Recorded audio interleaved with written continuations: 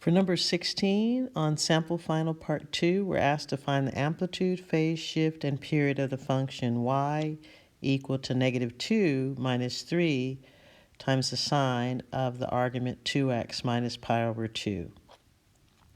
To find the amplitude, we look for the number that's multiplied by the trig function and take the absolute value. And so the amplitude, denoted with absolute value bars, A, is equal to the absolute value of -3, which is 3. To find the phase shift, we're going to set the argument, which is 2x minus pi over 2, equal to 0.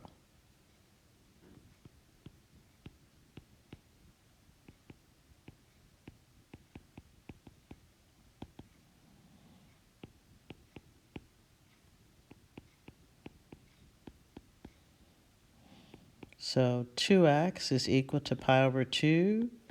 And then since the right-hand side has a denominator of 2, instead of dividing by 2, I'm going to multiply by 1/2 on both sides.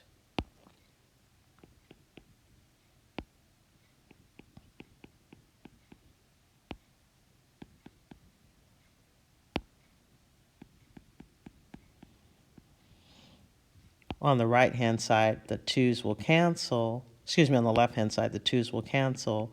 But on the right-hand side, when I multiply the fractions, I'm going to get pi, and 2 times 2 is 4. So I have pi over 4. So my phase shift is pi over 4. And to obtain the period, I look at the coefficient of x, unlike the amplitude where I find the coefficient of the trig function. And so I look for the coefficient of x, and it's 2. So since it's the sine function, or if it was the cosine function, the period is given by 2 pi over b. If it's the tangent or the cotangent, it would be pi over b, where b is the coefficient of x. So it's 2 pi over 2, the 2's cancel, and then that just leaves me with pi. So the period is pi.